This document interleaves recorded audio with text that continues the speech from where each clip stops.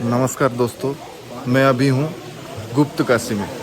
गुप्त काशी जो पुजारी है वो बता रहे थे गुप्त काशी का रहस्य, वो गुप्त काशी क्यों कहलाता है। मेरे पीछे जो देख रहे हैं दोनों जगह से पानी निकल रहा है, एक है गंगा और दूसरा है यमुना। सीधा जमुनेत्री और गंगोत्री से ये पानी यहाँ पर आता है। पहले गुप्त काशी का दर्शन करने से पहले गंगा जल और यमुना जल में अपना हाथ पैर धोकर गुप्त काशी का दर्शन करते हैं। और गुप्त काशी काशी विश्वनाथ का एक अंश है। और यहाँ पर साइड पे बगल पे जो छोटा मंदिर देख रहे हैं वो अर्धनारीश्वर मंदिर है। शिव और शक्ति का एक मिलन, एक मंदिर है शिव और शक्ति का। हर हर महादेव, जय विश्वनाथ, जय गुप्त काशी। लिया है 3 काशियाँ हैं, बनारस काशी, उत्तर काशी और ये गुप्त काशी। पंडित जी सब लोग फिर से पूछेंगे, फिर दोबारा बताइए आपको, ठीक है। पांडव लोगों पर जब द्वापर युग में महाभारत के युग में जो है उन पर गोत्र हत्या ब्रह्मत्या लगेगी, क्योंकि कौरव उनके गोत्या भाई थे, उन्होंने अपने गोत्र भाइयों को मार दिया, गोत्र हत्या लगा दिया। अपने गुरुओं को मारने पे ब्रह्मत्या लगा दिया। तो गोत्र हत्या ब्रह्मत्या के निमित्त वेदव्यास जिन्होंने महाभारत को लिखा, उनकी राजधानी दिल्ली में हस्तिनापुर में जाकर के पांडवों को आकाशवाणी करवा गई, पांडवों आपसे तो गोत्र हत्या ब्रह्मत्या लग चुकी है, जाओ देवों के देव महादेव के शरण में, भोलेनाथ हिमालय में तपस्या में लीन है, जाओ उनके शरण में, उनसे क्षमा याचना कीजिए, नहीं तो आप कभी मुक्ति पाने के योग्य ही नहीं, आपने ऐसा अपराध कर दिया है। तो पांडव लोग हिमालय के और बड़े बनारस काशी में भोलेनाथ तपस्या में लीन थे। पांडव लोग भी वहाँ तपस्या में बैठ गए, ही भोलेनाथ हमको दर्शन दे करके हमारे अपराधों को क्षमा करो। भोलेनाथ ने अपना स्थान ही त्याग कर दिया, लेकिन पांडवों को दर्शन नहीं दिया। पहुँच गए उत्तर काशी, तपस्या में लीन हो गए। फिर पांडव लोग कुछ साल ढूंढते ढूंढते वहाँ भी पहुँच गए, वो भी तपस्या में बैठी। भगवान ने अपना स्थान ही क्या करके इधर आए, यहाँ पर रमणी का स्थान लग गया, फिर इधर बैठ गए। कुछ सालों बाद पांडव लोग जो ढूंढते ढूंढते इधर पड़े, जैसे पांडवों के चरण यहाँ पर गिरे, भगवान ने अंत में अपना अंतर ध्यान करना पड़ा, क्योंकि उनको दर्शन देना ही नहीं चाहते, इसलिए भगवान ने यहाँ पर अपना गुप्तवास ले लिया। इस कारण इसका नाम गुप्त काशी पड़ गया। भोलेनाथ ने अपनी दाएँ बाजू और बाएँ बाजू को फाड़ करके ये गंगा धारा और यमुना धारा का निर्माण किया है।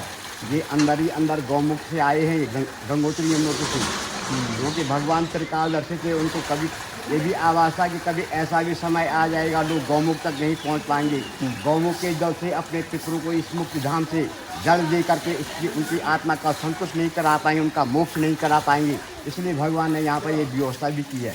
तब पांडव लोगों के समझ में आया कि भोलेनाथ हमको दर्शन देना ही नहीं चाहता, क्योंकि आकाशवाणी ने कहा था कि जो है अंतिम काशी में हिमालय में चलिए, हम हिमालय तक पहुँच गए। भोलेनाथ ने अंत में अंतर ध्यान कर दिया। इसलिए पांडव लोगों ने इस स्थान पर माता शक्ति को, माँ पार्वती को जगाए, हे माँ हमसे अपराध हो चुका है, भोलेनाथ हमको दर्शन देना नहीं चाहते, हमारा कल्याण कर हे माँ।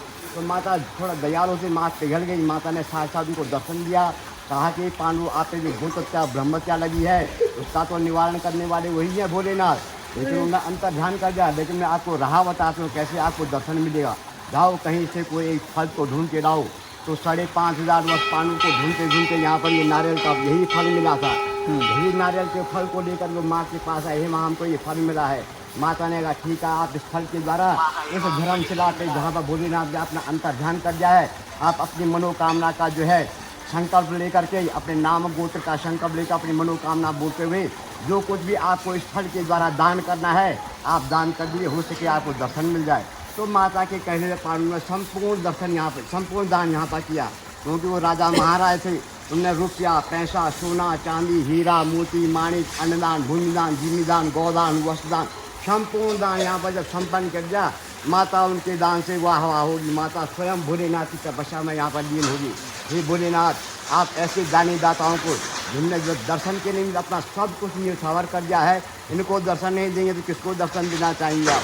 तो माता के कहने पर भोलेनाथ ने कहा ठीक है, आपकी ये इच्छा है तो मैं अपना दायां अंग देता हूँ और आप अपना बायां अंग निकाल करके यहाँ पर शिव और शक्ति अर्धनटी नाटेश्वर, ये बगल वाला मंदिर अर्धनारीश्वर का। ओ भाई अरे सुनो तो बात, इधर हाथ पाँव कुछ नहीं दोगी, अंदर आई सीधी। ठीक है, तब पांडव लोगों ने यहाँ पर शिव और शक्ति के रूप में दर्शन पाया है। आप लोग जाए, पहले गंगा का मार्जन करो, अपना हाथ पाँव धो लीजिए, अपना मार्जन करो, छिटा लो, उसके बाद यमुना जी का, ठीक है। उसके बाद यही धर्मशिला पे इसका संकल्प होता है नारियल के द्वारा, तब जाकर के अंदर अभिषेक होता है, समस्त मनोकामना पूरी, ठीक है।